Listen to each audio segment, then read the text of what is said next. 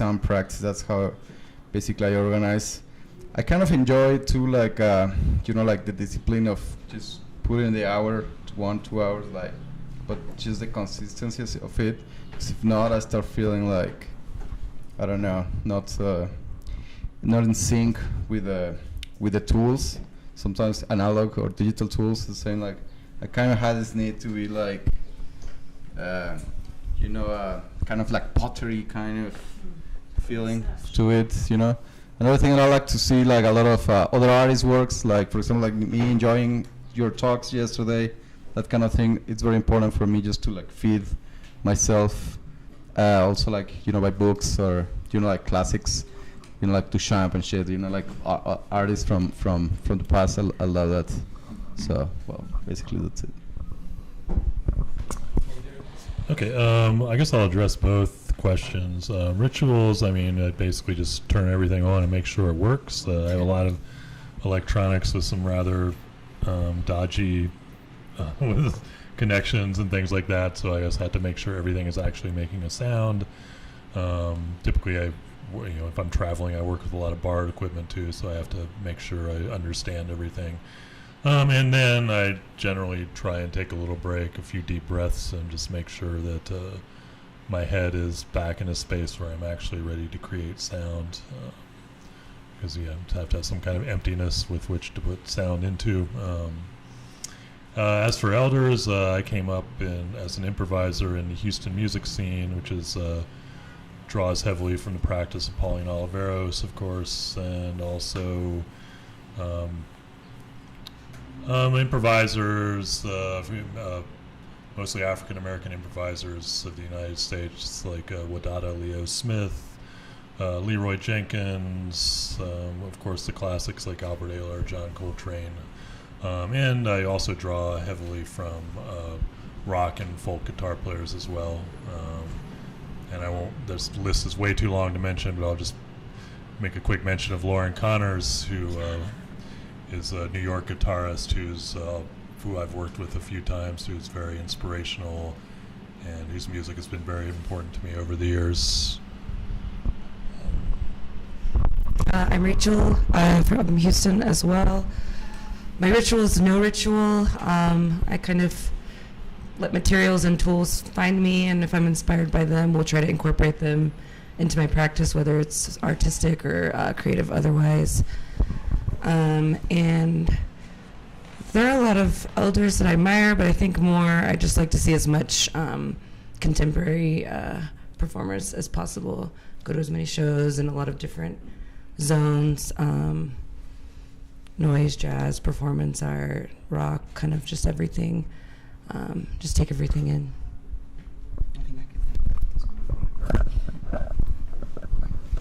I don't know. Rituals. I don't know if I do rituals because I don't consider myself like a performer per se.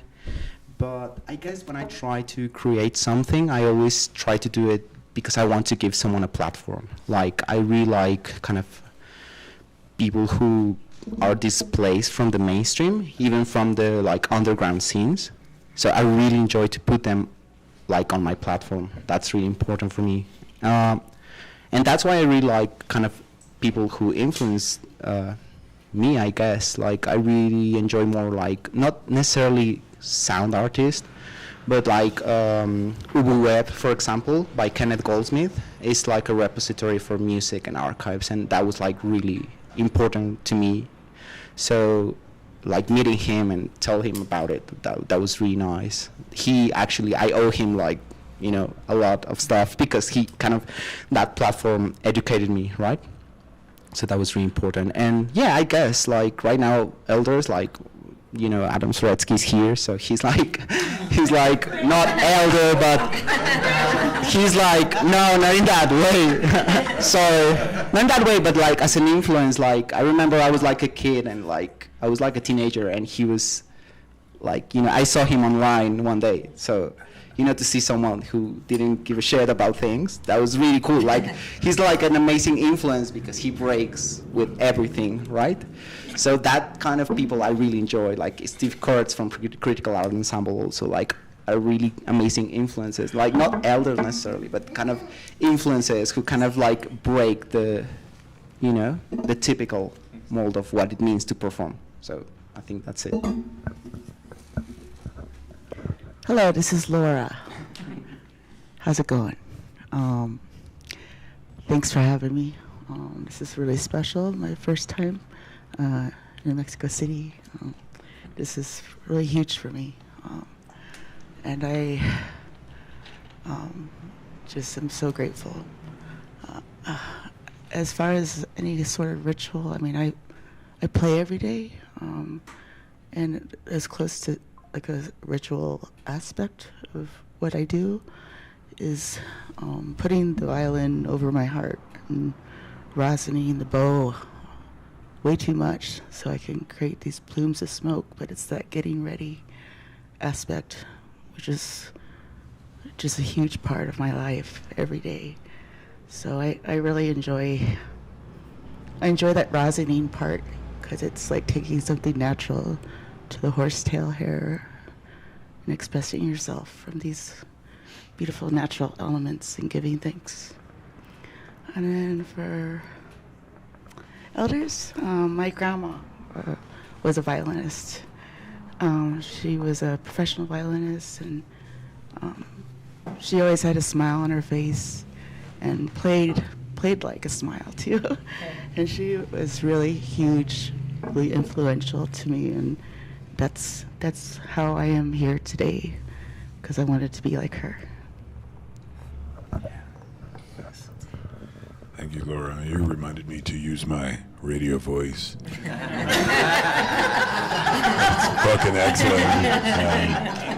I really do like to hypnotize the world. So what I would say is with ritual process, I'm really into science, but science to me is just another way of doing ritual process.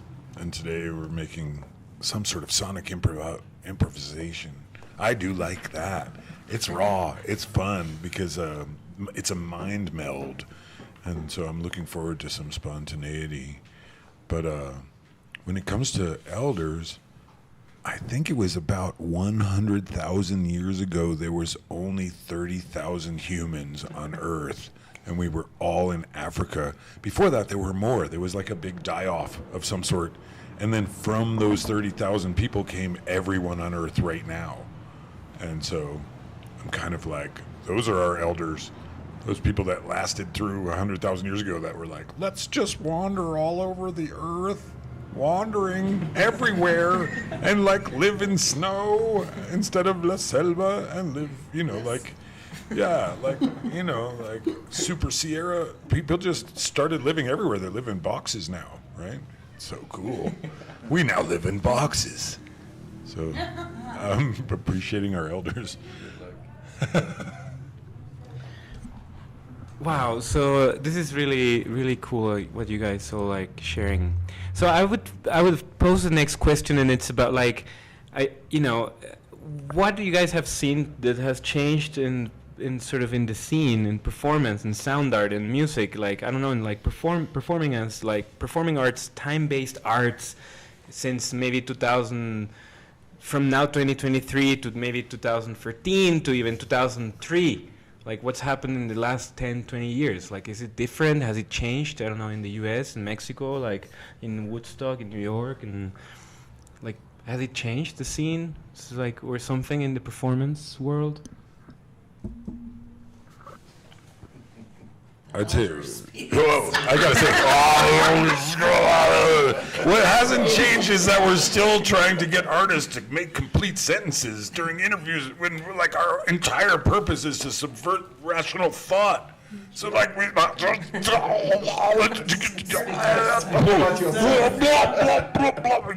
more like it. Something like that. That's the mic. What was the question? Like if no, like if there has been what could be a change from 10 to 20 years in performance? Yeah, that's a good answer. No, I think this is a. Oh yeah, you're right. I like the two. Okay, I think it's a tricky question, Alejandro, because you know there's not one scene. Or in your scene, I mean, from your perspective. Yeah, but even in Montreal or in Quebec, there's many scenes. There was this scene of artist translators, which are like correct artists who went to school and did the proper academic thing, and then we have these punk artists who come from the bars that are more from that at the beginning, and we are totally different approaches. And then there's the outsiders of music or weirdos who do things in the middle of the countryside, and this is another kind of network, you know, somehow, if I don't know how to call it. So it's a very tricky question.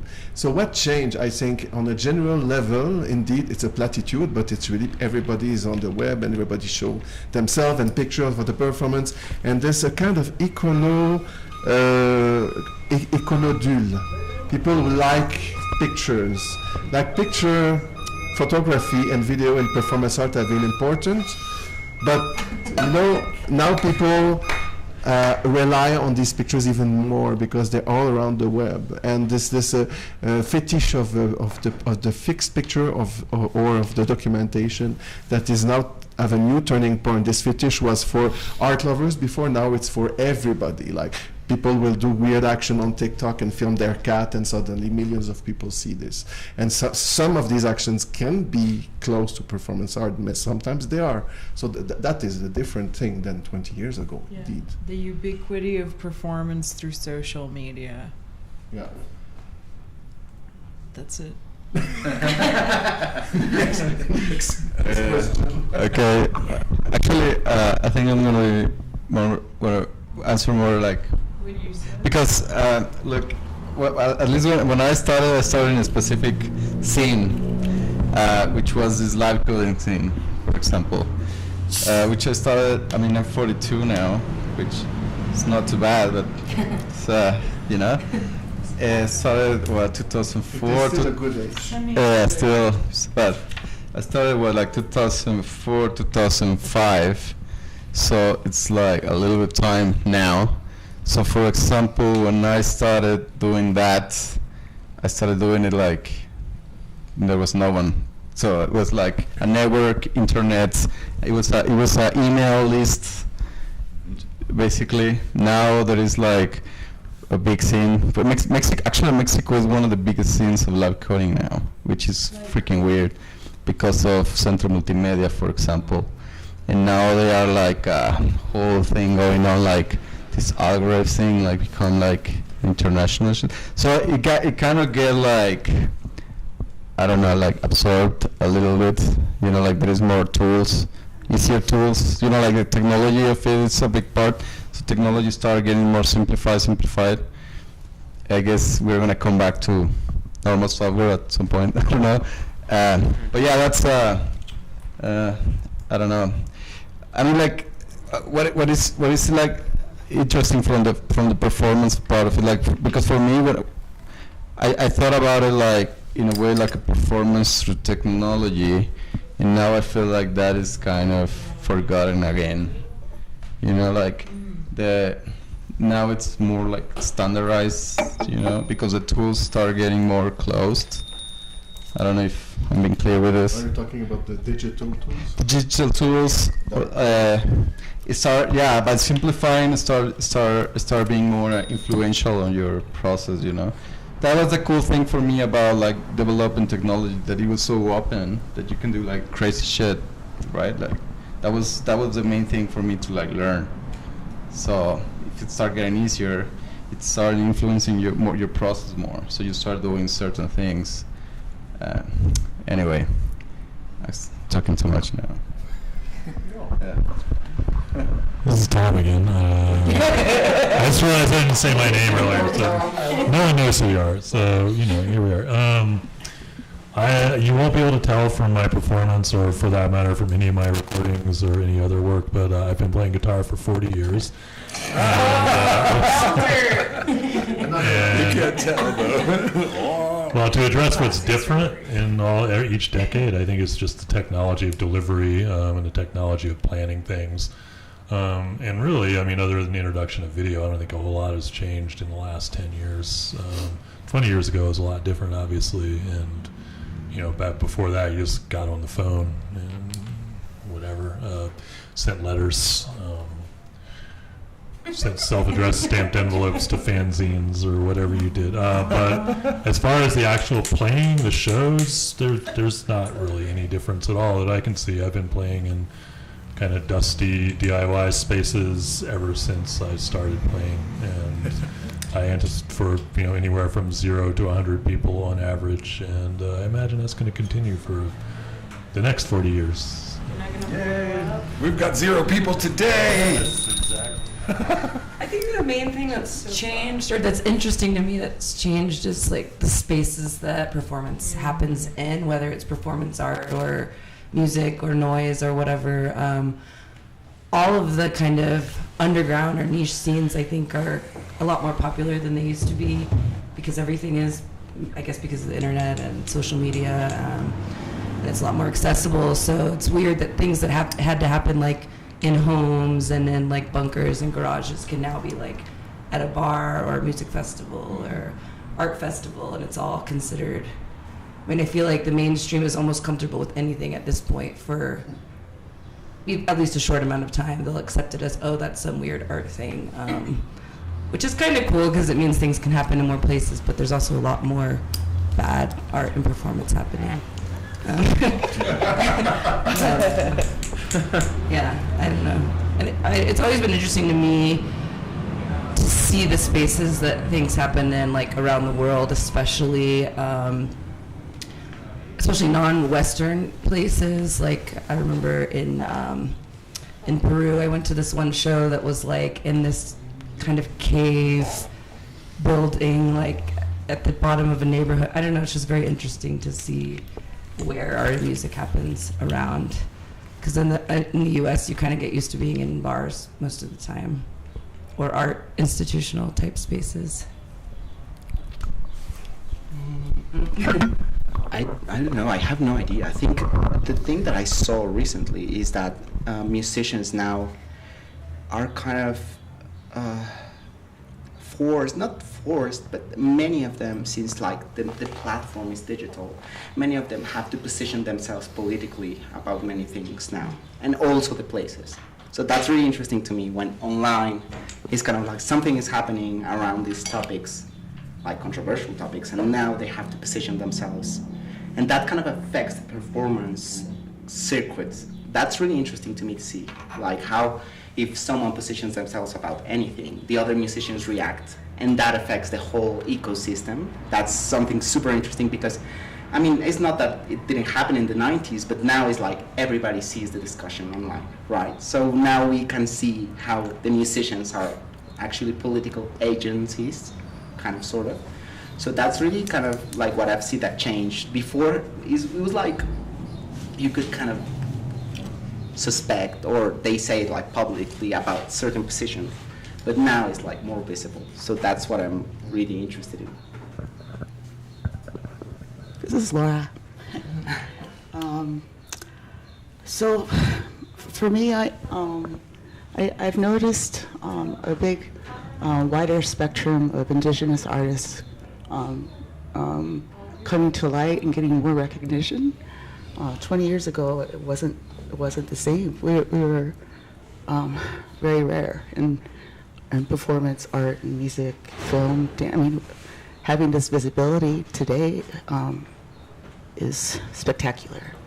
And I don't know what happened, but there used to be like James Luna and performance, and I take myself very seriously as a performance artist, and creating sound waves that talk about this walk where maybe no one was listening at first, but now we have the mic, so it's a great place to be.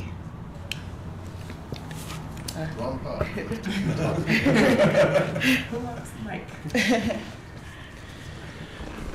And I mean, actually taking on a little bit on also what Rachel was mentioning, I mean, this, I mean, you guys always can skip or like ignore or like subvert the question, okay? So it's like, don't feel like you have to answer or all you have to speak.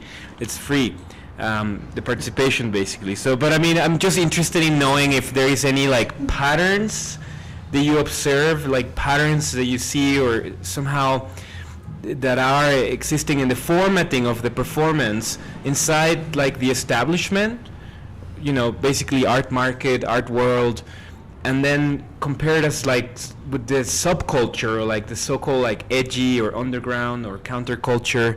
But I mean, even if that still exists, you know, like what are these similarities between these, like is performance existing within these two sort of kind of forces, these two worlds, if they actually are still like a thing, or is it today everything just the mainstream establishment thing, or not, or I don't know, or are there patterns?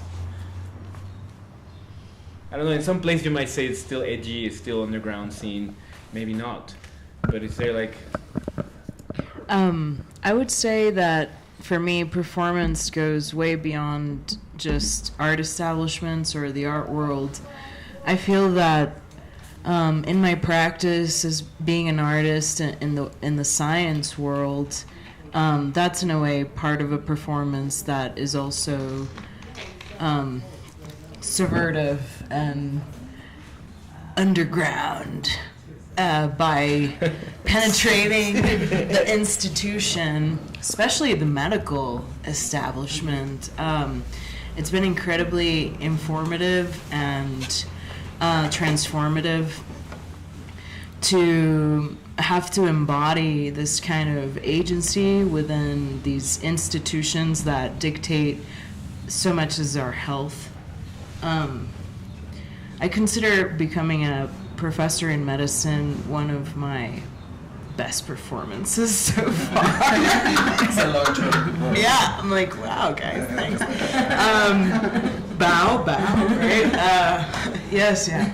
And I think that it's a powerful performance because it's really accepting not just me into having some sort of say in the medical establishment and education, but also as kind of a plight of taking a flag of the arts becoming part of the conversation and an important element to the transformation of these institutions that really govern us. And so I think that, I don't know if I answered that question, but I think that the underground is sometimes what we see very blatantly and clearly as the structures of power that govern us. And as artists, especially in performance, it's kind of awesome to become a chameleon and part of it and kind of Trojan horse our way into it, and not in a negative way, but in a transformative way to include the humanities as an important perspective for kind of a holistic care, in not just in medicine, but government is also somewhere we should strive to become performance artists in. Aisen for president. Oh, this is Aisen. Aisen for president. By the way, thank you. Yes. 2024. I think this whole microphone situations. Do you have like those? Okay. Yeah, because if you, It's too tight. Yeah, you can use those. Yeah. I can get close to it. Which side is the good side? This one or this one? The orange one. The orange one. Hello. The underground, that's very interesting because as we may agree that the underground is now visible on social media, right? And since there's there's a lot of things, you can access so many things, now. And the underground that we knew in the 80s was completely different. So there's also an underground that is maybe inside of us, that is not necessarily out. And what I may be wrong, but that's my impression for the 30 years. Everybody have their own underground that nobody can see. And sometimes we let these things from our own psychic space, psychic underground, to go out through our art. But the problem is when there's a certain environment, it's not the right word, but I will use that one. People tend sometimes, and I'm always watching myself to try to not be too influenced by what is around me, not because I'm not interested, because I don't want to follow the fashions, And like 20 years ago, I was a queer artist, but it was clear to me in my inner self I was a queer artist. I never mentioned I was a queer artist. I didn't have to. And a bit like John Cage was doing with that topic, never talk about this topic in his life with Merce Cunningham, because he didn't want his work be read with this lens, because it's restrictive. And we can read his work with this lens of queer, because if you look at Cage with this lens, a lot of things make sense. Even the time where he started 4 minute 30, when he composed 4 minute 33 seconds, is about the time he started to live his gay life. It's more or less this time. So it's kind of interesting, and then we can talk about this topic. But what I mean is, basically now, I can use this queer label, and that's a kind of very weird to me that if I use it, I will have advantages, because it's suddenly a trend, and it's dangerous to use trends and to follow the trendy things in the art world. And I see in visual arts successful artists, I mean the big shots, Damon Hirst or whatever. These people follow the trends or they create it sometimes, but they don't really make big innovations in the field of art. They're just repeating the old fucking ready-made system that we've been imprisoned into for 100 years. At the beginning, the ready-made was a liberation. Now it's not a liberation anymore, because you see ready-mades everywhere. It's like everything. So anyway, this principle, what is interesting is Duchamp thought about the reciprocal ready-made. You take a very famous painting in the museum, you bring it into an apartment and you use it to iron your clothes, And I think this is what art should be now.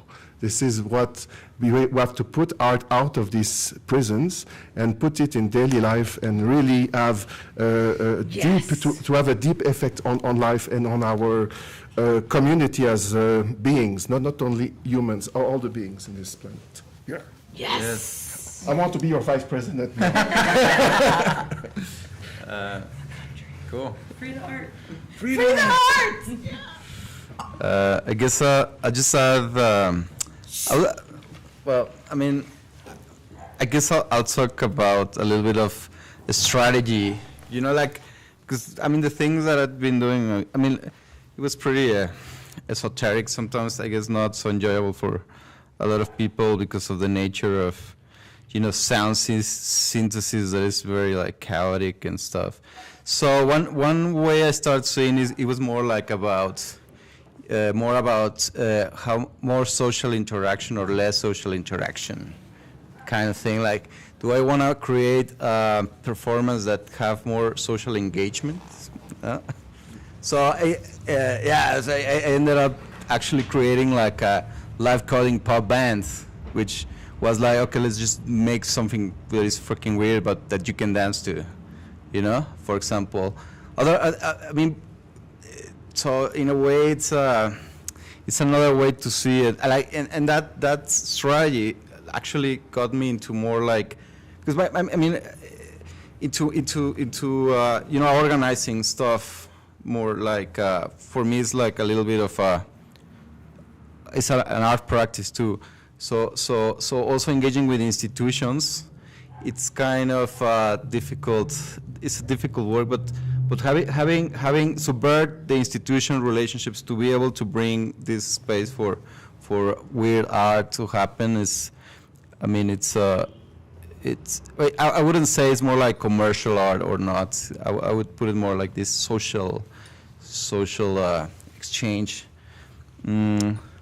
But yeah, for example, I've been organizing sometimes for governments, which it sucks, right? Basically, it sucks the paperwork, it sucks the social interactions. Sometimes they're cool people too, but it's just it's hard work. It's I didn't exactly. I didn't get into this to ended up being like that, right? But the answer. I started doing it because I was a little bit better than some of my friends can, so I just like, fuck it, I'll just do it. I'll take one for the team, right? So, but yeah, I think that way is a little bit more sane to just, evaluate more than if it's commercially successful or not, at least for me, that's how I see it. That's it. I've kind of forgotten what the question was, but Institutional versus underground. yeah. So we're talking about I guess part of it was: is there underground?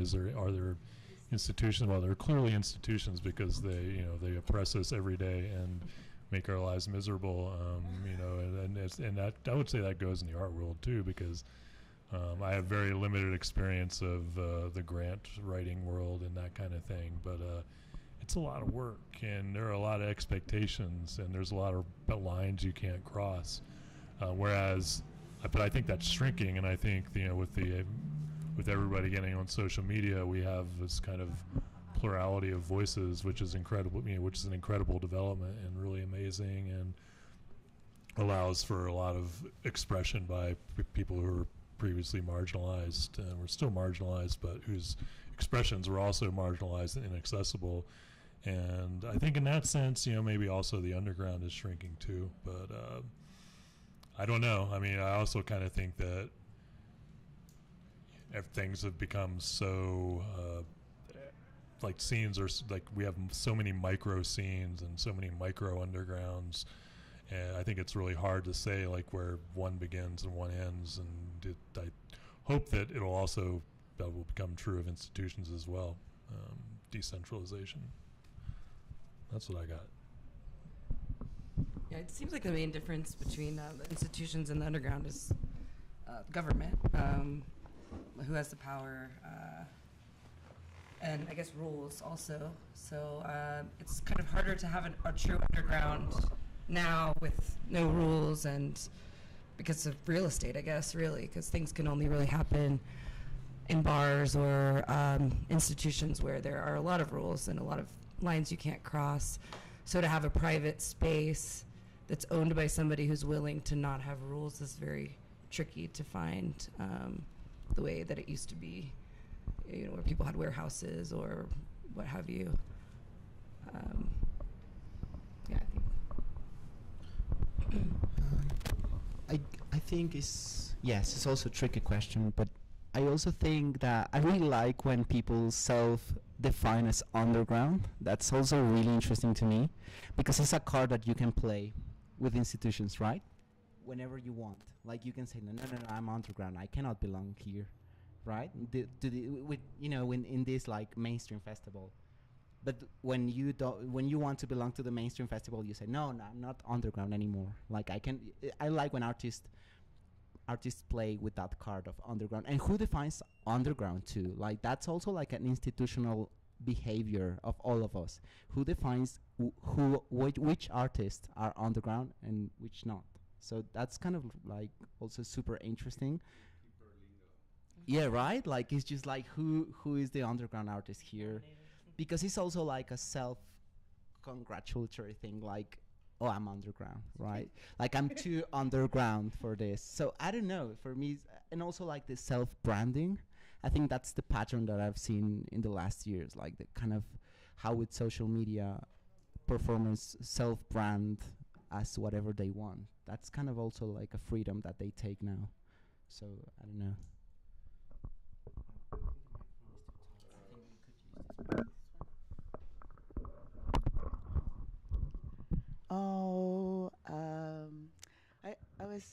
It's really fascinating to go through this depth of the array of the question, because I've been awarded some really special fellowships from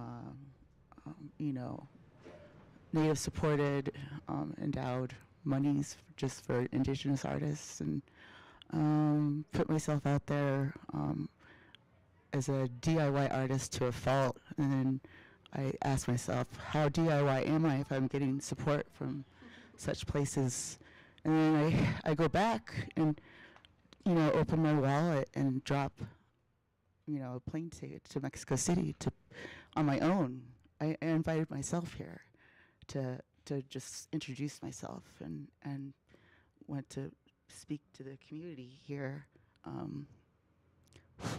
via this beautiful transmission. So it's a back and forth constantly, and I was in New York during 9/11, and that changed the New York scene drastically as far as an underground. It feels like it's a post-underground now, at least for me. A lot of venues are gone, and publications and performance spaces are disappearing. But yeah, the Grace exhibition space is fantastic, and it's still there, and it's strong, and Performance Space New York, and all these just really beautiful places survive. So how do you survive? You need the support, and I'm grateful to have it. But yeah, it's like use it wisely before it consumes you, I guess.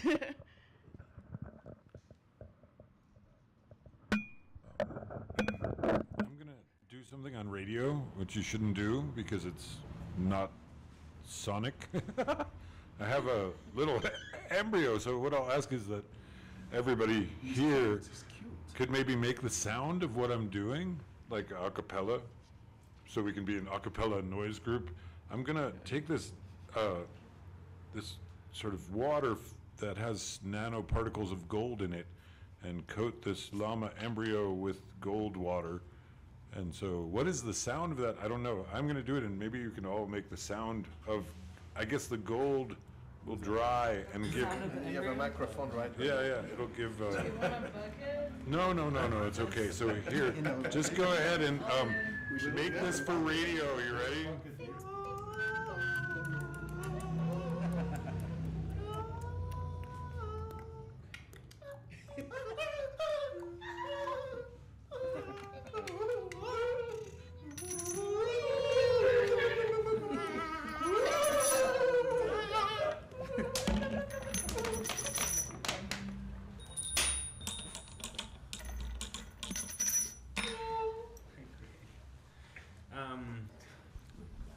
So, Golden embryo. yeah, exactly. Golden embryo song. And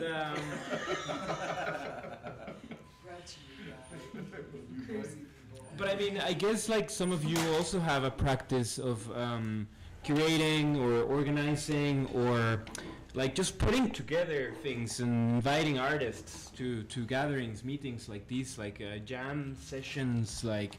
So it's like, what is that motivation behind this want to create a forum, to like create a foundation for performance, like to keep it going? Like, what is that motivation to not just do your own thing, but then also to wanna like bring in, like, why do you bring in all these other people as well? Some artists just decide to take a path and just be like, I'm just doing my thing. It's just me, my ego, and me. So what is that motivation? Where's yeah. my mic? Okay. Sorry, can I put this water in here? All right. I think that performance is extremely freeing. And so performance art allows you to do kind of what you have to do and what you need to do. And so the form expansion of performance really can allow you to create a sustainable art practice in many forms. And for me, that's kind of, the liberation. And so as an artist, I try to liberate myself as much as possible and free myself as much as possible, and sometimes that takes sacrifice in times of having to subvert the institution or become part of the institution, etc. So I think that that's kind of why performance art everything can be performance art essentially, and that's the form that it's the unform, post form. Transform. Post-material, transform. Yeah. It's interesting. Yeah. That's interesting. You know, it's. I like to get drunk alone, but it's more fun when I'm drunk with other people. Especially artists and musicians. Especially artists and musicians. You know, like Montreal, where I'm from, was the big capital of alcohol in the 40s because it was prohibited in the U.S. And the people were doing illegal alcohol in Montreal, and the bars were open 24 hours a day with jazz people. And at the time, free improv was not even like a trend, but that's from the 60s. But then I think it's just natural for musicians. It's a whole tradition of musicians getting together. This is different from the visual arts, right? But in the visual arts now you have these new practices and collaborative practices which are related to our to this impulsion to change the world and change the hierarchy between the work of art, the artist, and the audience. You know, there are these things that now can be more fluid. These boundaries between these things are more fluid, and this is the way I think it works in performance arts. Can I say something? I wanted to share that I watched the documentary of Paulina Oliveros, and she said, I was too busy to build a career because I was so busy building a community, and I think that it's like so beautiful. And you know, I would say her whole practice in general of deep listening, I think it comes from this radical self-acceptance as well, of being able to listen to what you are and what you're doing without too much judgment, and just letting it be free, right? So this freedom also helps you engage with others, right? And you want to cultivate others. I think that you know, when people are too individualistic, they miss out a lot on, you know, the depths that their work can achieve by just some sort of like ego trip or something, right? And in the sciences, they like list everyone in the lab, even if you just like took a picture of whatever, you know, oftentimes you're listed. And I think that's just so much more realistic and beautiful and upholding of the integrative creative power that we really use when we are making art or creating in general, that we're integrating all this knowledge that's tacit and that's part of the environment and that we all share. It's kind of ridiculous to call it your own. So anyway, that's it.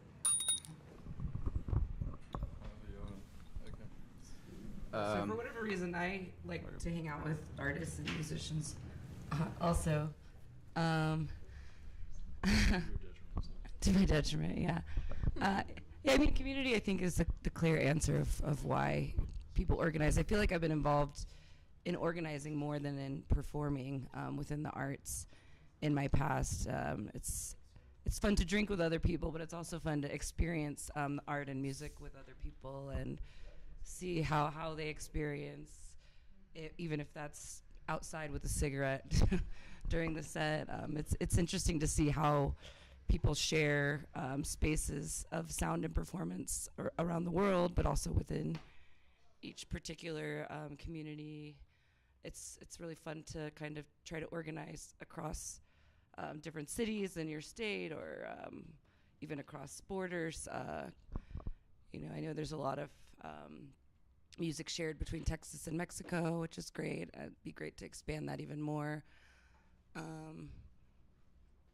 Yeah, I don't know. I think that's also back to the institutional thing. Is it's great to find that funding to move artists around different places in the world, and to watch how experiences of different art and sound are different when they're happening in a different space with a different audience and a different kind of culture of even watching art and sound.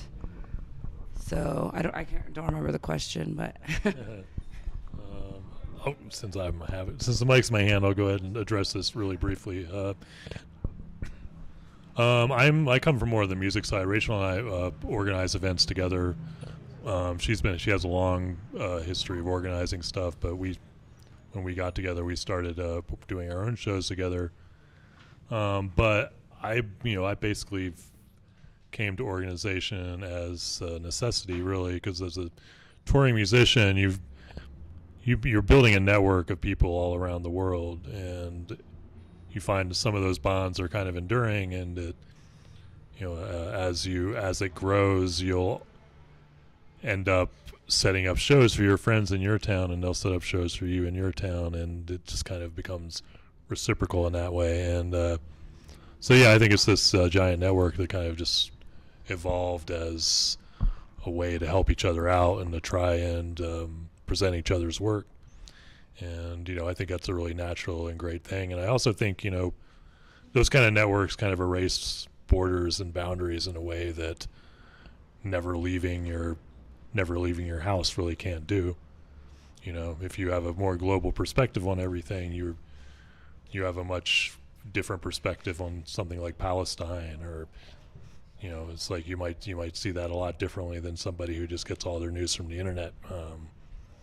If you have friends over there who are involved in the genocide, getting driven over the borders, getting their houses bombed, it's a lot different than if it's something you just see on a screen. So that's all I got. Okay, so about organizing, well, I mean, I started organizing probably because I realized that it was needed more than continue doing like art pieces or like performance. It mattered that it didn't exist like the proper platform to put these things on. So it felt a little bit off always, So then when I realized this, I said, well, what would I like someone do to me? So I kind of tried to create that space and then share with others. That's one aspect of it. The other aspect of it is that for me it's also like research in action. Like I like to see the other people works. For example, when I try to organize, it's not always like what I'm doing. It's more like what I wish to learn or what I'm interested in. So it's like it's super enjoyable that way. So it's like you meet the people. You hang out with them, you get fucked up too. It's just great. And then you build community, right? And you're like learning new stuff. So it's the whole package, right? Another thing is also like the nice, probably the most valuable thing that art has given to me is these exchange opportunities. And people has been very generous to me too. Yeah, like receiving me or taking me. So it's like kind of giving back a little bit, because like before doing this, I don't think I was like so trustful of other people. Like for me, like it was like this guy is receiving me in his house. Is he crazy? Like he's giving me his key. I have never met him. Like that kind of generosity, and it's kind of it's strange at the beginning. It felt strange at the beginning. So, but this is super. So yeah, for me this is very valuable. Like. This exchange, people, like meet each other. I don't know. Who's next? I just want to add something. When I say getting drunk, it was a metaphor. So getting drunk means we don't necessarily drink. We can get drunk just by making sound. So it was not only be fucked up. It was being elevated. Sorry, maybe I was not clear. No, I meant getting fucked up. I meant what I said. I do agree. I think, as a groupie, it's just fantastic to see musicians just, in their space and they show what they are. It's really fascinating, like having that. I think it's a privilege also because, in a way, they educate you when you go and meet a musician in their house or you contact them. You learn so much about them, and you learn. That, and you kind of understand that we are in the same boat, right? Like you kind of realize that we have the same problems, even though like the geopolitics are somehow different. But that's amazing to learn them, and how you just have to be open in order to learn things. So yeah, I think that's why many of us are really interested in like just be together, whatever our backgrounds are. That's fantastic. So yeah, learning about each other, I think, is like such a gift. Well, I've been playing the violin for 43 years. I started at age 7, and I never knew it was going to take me where it's taken me today. I just loved it. But I work very hard. I practice. I skill my voice as much as I can. And but what really broke open the world for me was collaboration.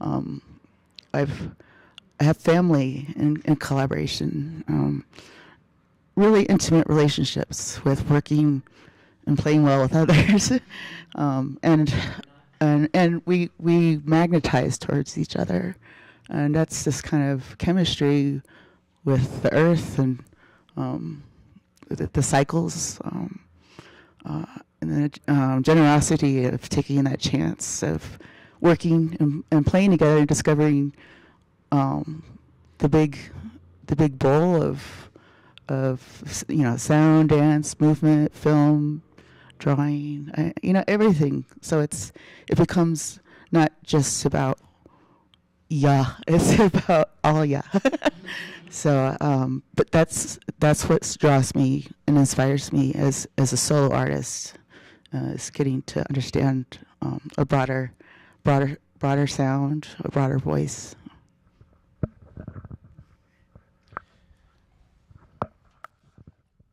So when you guys are making, the conceptualization of performance or the development, its production, I mean, apart from finding funding, which it's a big part of it, but apart from the finding funding, what are the challenges that you find on making performance? I think Adam can answer that, because he's so silent. Yes. It's a mystical Adam, l'Adam mystique. Sometimes it's a lot of trouble understanding how my ass ended up hurting so much. What? I just don't remember. What did you do last night? What?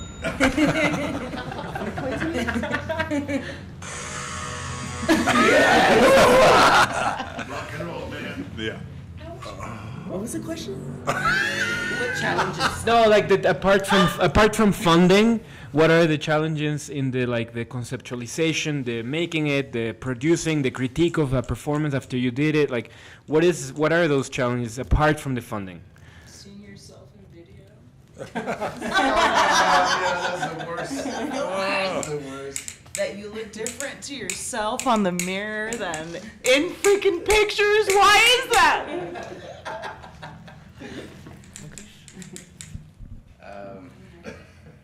Well, the challenges are different according to what is looking at you, right?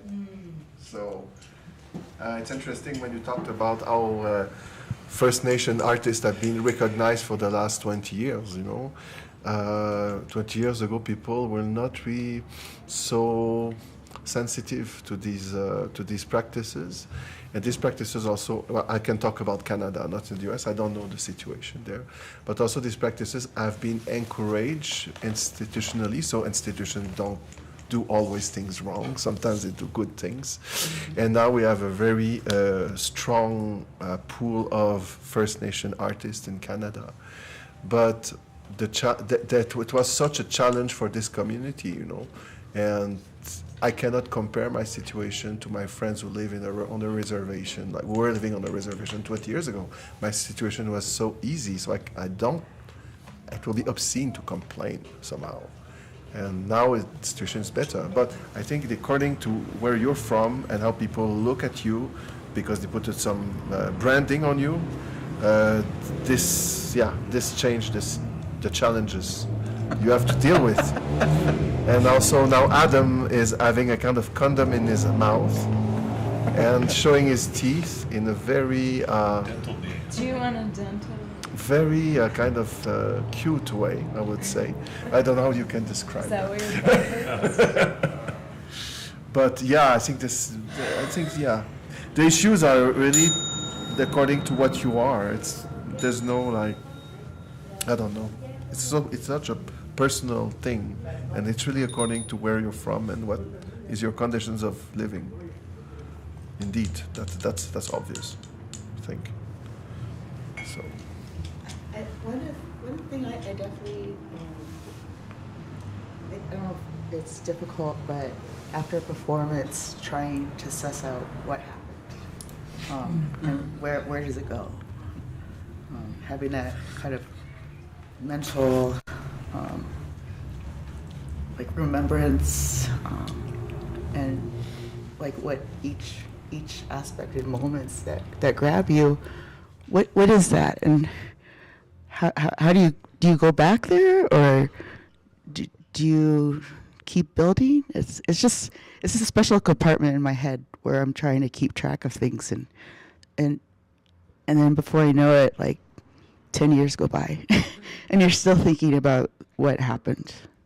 So it's crazy, but it's real, 'cause it's constant. The understanding of what happened. What did happen? What's happening? I mean, this is kind of related to funding, I guess, because it's resource-based, but I think finding space can also be a challenge. Just because, and especially in Houston, Jorge was asking me earlier, where do people play shows? And I kind of don't know, because it's always changing. There are a few institutions that have upheld a pretty long-standing practice of showing kind of improvisation and certain genres.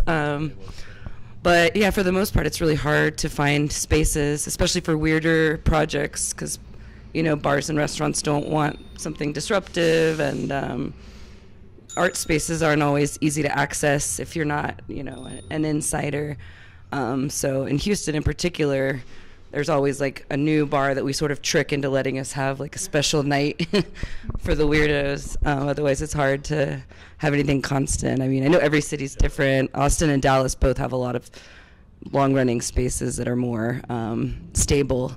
But I think compared to anywhere else I've ever been or lived in, I think Houston has the hardest time keeping spaces. They're always changing every 3 or 4 years. I think for us, it's always been like we're always trying to sneak weird music into these dive bars run by people we know, So they'll be like, yeah, we'll let Tom and Rachel do a show there, and then it's like, okay, here's the here's your noise night, or whatever it happens to be. But I think ultimately, you say like apart from funding, it kind of all comes down to money, because space is a function of real estate, which is a function of money in the markets. I think that, for me, I was like, okay, I made a decision that I'm at a point in my life where, okay, I need to have some sort of stability. So I got a job. So my challenge, so that eliminates the money problem for, financing my art, but it also brings up a whole another thing, which is time. Time to sit with your instrument, but also time to have this kind of space where you're just sort of doing nothing, and you have the space to think creatively and plot your next move and maybe evolve. That becomes a lot harder, and instead your evolution starts coming through collaboration and live performance and things like that, which is a very different thing than recording or making sounds in your house. So I think in that sense, like, money changes the way you approach your practice, or at least the way I approach my practice, rather. So. Okay. Well, difficulties. Well, there is a physical aspect too about producing. Like, well, at least on my case, a lot of things I do it like me, like putting shit together. Like, I don't know if I'm gonna be able to do it like in 20 years. Like just my back kind of yeah, or like mounting stuff. Like it's like hard job. I wonder. I mean, like, for example, now that I think I did like 6 year no stop festival, and I'll see like also like I put my own tours sometimes for other people that ask me stuff like that. I guess just like the also the academic aspect of it is just like mentally draining, you know, more than physically. But it can be I don't know, it's kind of a weird. I was saying you know, like the performance sometimes is, you know, like it's like a priest that give too many masses, you know, like just your mystical energy start to like kind of fade out too. But yeah, I mean, like just the production aspect sometimes it is grueling. I mean, like you are an organizer too. Like there is in Mexico, especially, I think the funding it's a big issue. But also there is a lot of like you know, like labor. But yeah, you have to be very very creative with the resources, right? Like how to make a lot with little bit. Yeah, I can say I'm curating an exhibition in my house and in my freezer because of this very problem. And so I think that for me, having this circumstance of not necessarily being institutional enough within the art world has made me have to become more creative about spaces. And so when I was younger, I was also not invited to shows very much because obviously you're young and your art probably sucks a little bit and it's not as mature. And so so I started this freezer gallery, and I think that that's, you know, kind of cool.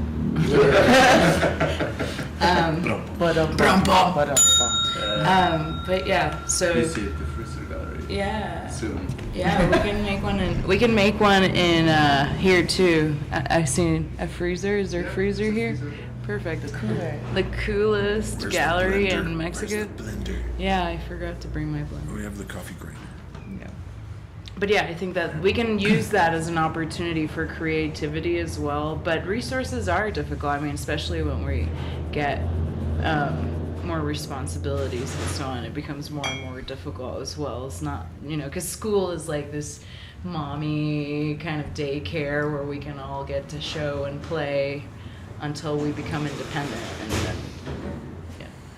You remind me of this club in New York that was in the meatpacking district, and it was called The Cooler. It was a game changer for me because it was the first time I saw Tony Conrad and Lauren Connors play a duo bell, and I was just my life hasn't been the same since that concert, and yeah, cool.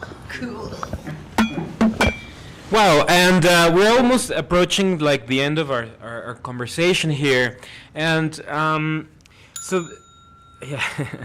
And so I'm like really interested in because you all work with sound and media and digital and bio art and intermedia and like immersive performance and social aspects of it. So it's like, how does all these artistic practice coming together as like how are you like making it as an immersive experience that relates to people and like is it like something you're like, you know, you're doing it in the purpose of like, I don't know, like maybe like changing people's lives or in giving an input to someone to see a different perspective of something, like, but I mean, how are you integrating the bio art into the performance or the AI imagery into like the sound art experience thing with the handmade synthesizers thing? I don't know. You guys want to talk a little bit about it, maybe, or something? So I had this idea that this improv kind of style is also very similar to the way that nature evolves. And all of our beings, how we evolve. So when evolution works by random mutations, and then some mutations work and they stick around and evolve into these like really boring, upright talking things like us, or they evolve into these beautiful birds with amazing colors, and it's all kind of a dance. between the environment and the entity or the being, and then being and becoming is just kind of this fluid interchange. And so I think that in general, all these practices kind of seek the same thing, which is to understand the world, to understand ourselves, and to just allow space for this transdisciplinary action. And so I wanted, because this was such a chaotic idea, to have 12 hours of nonstop performance, between all of this, right? It really was, it's an ode to randomness and to the randomness of evolution. Ooh, can I jump in here? Yeah, please. I want to second that because we had lectures yesterday about in vitro fertilization, and this is an IVF orchestra, and we're sort of, I think we're emulating the development of an embryo. Maybe sometime during our music we'll just realize that this is how morphology happens. That it, like what you're saying, which is just that music, improv itself is the force of life itself. It's not really directed by rules. People like to focus on the rules of development, but there's too much diversity for it to be about survival. There's actually like organisms are expressing themselves. They are saying, I've got the energy to spontaneously erupt into a strawberry or an antelope or whatever lives between our teeth, which are all related, right? So, I mean, I think we're, in some ways, we're going to try to approach a channeling of the force of life, which nobody knows really what it is or why it's so exorbitant. But it's fantastic. I mean, it's a present that we're here. It is pretty, and it's exuberant. It doesn't, yeah. So I hope we can hear it later. Oh, yes. Yeah, I don't think that, evolution is the survival of the fittest. I don't think that, the survival of the fittest is enough of a reality of how we see all these different species and beings evolve. There's a theory about, the nesting, right? And so how the environment is mediated by the being as well. So it's not like we just, the world, and then we survive or not, if we're fit or not. Like, I've got great muscles, I'm surviving. No, 3 legs, wonderful. It's also, there's a desire, and and there's an attraction, right? And so this desire and attraction that's not just sexual, it's also kind of based on trajectory and migration and all of these things that also evolve us. So there's, I know that in evolutionary biology or behavioral neuroscience, they say that we don't have a free will, but I think I beg to differ that there is a will in how we evolve. And so this kind of practice of noise, of improv performance, of interchange also is being mediated by that attraction and that collaborative action. And also I think the nature of a certain apparatus here makes accidents happening a lot easily. This is the goal. I think when you use your modular, if you just souffle, breathe, not souffle, this blows on one of your buttons, suddenly the whole thing will change, So you don't have the full control on this kind of very organic creature, which is your modular. And it's the same thing using the water, or when Izan used Tesla coil, and I don't know about what everybody will do, but in many of our setup we have an amount of chance operation things happening, and we know how chance operations in nature could be. It's a way that we can, like Cage was saying, to try to understand nature and its operations, and. I speak too much, but anyway, so yeah. That kind of resonates with me too, because that's one of the things that kind of evolved in my setup, which so at some point in like 2001, I stopped using any kind of effects whatsoever. I just played nothing but guitar, and then I would introduce effects one at a time.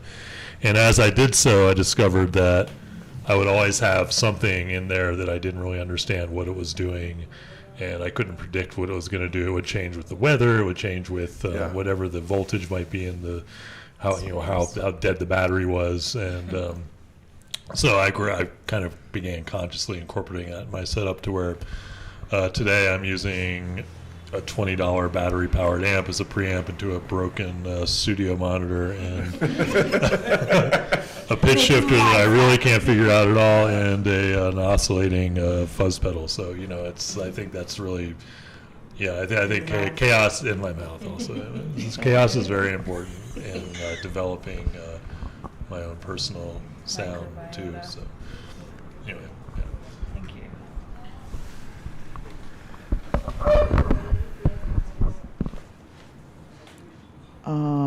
What was I gonna say? Oh, I was supposed to be a world famous artist. I was always painting, drawing, and sculpture. I went to school for art, and I graduated really feeling defeated and useless. And then I kept working on what I was doing when I moved to New York, and started really getting more involved in performance and installation work. And it wasn't until I started making my own music for these installations and performances, and taking out the Tascam 4-track recorder, and that's how I recorded for these projects. And before I knew it, I knew what I was doing. Finally, I was using the violin, amplified violin, to sculpt sounds, create atmospheres. Instead of making a painting, I like to work with things sonically, and that made sense more than anything else in the world. So that was truly inspiring. And I take about every 4 years, I come out with a really well thought out, planned out solo albums that I recorded in Brooklyn with Martin Bisi, my longtime engineer. And I love them. I think they're really special. And it's kind of polar opposite from my live performances that are improvisational, but they're very within the same conversation of these messages I'm trying to transmit. So it's just like a language to say hello. Hi. Hola.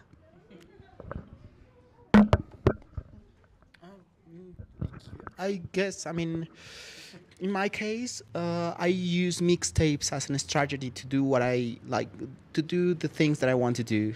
So AI, in my case, kind of really gave me everything I needed, because with every mixtape, I make a narrative and I make like a whole story around it. It's not just a selection of songs. It's just like it sounds so pretentious, but like a curated selection of songs. So every time I do the visuals, I kind of take that, as a medium. So it's not just the music inside, it's everything around it. So that allows me to build everything I want. And I wouldn't be able to build that in 2006.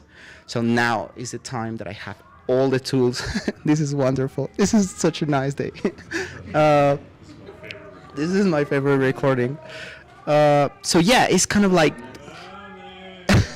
well, by the way, yeah. And I just realized that they're collecting those things, not distributing those things. I also want to say really quick that the first time I came to Mexico, I was doing a performance at Exteresa, and I built an improvisation around that melody.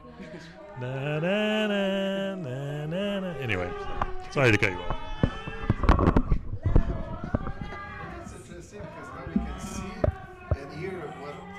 This is life. This is life, but there's something which is different that in what we do is we can, I love her.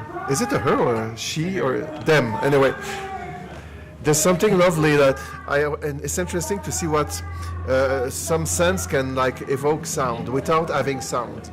Like there's a very famous painter of this famous painting from Bruegel combat de carnaval et de carême, a combat between carnival and when you don't eat in this Christian thing, the carême this week between Easter. Yeah. And this picture you see, and you see the carnival at the front, and it's so noisy, you know. And then you see the church at the right, and you can imagine you have all these like people like this, but they're enjoying going into the church, and you can hear inside the church. But actually, you don't hear anything. It's just a painting, and it's the same thing. It's interesting to answer to your question. When we use sound and we dissociate it from its original source, and then use it with another sense and another source, and that with chance operation, that is a wonderful experience. Sometimes when we do this kind of experiment, as we plan to do today.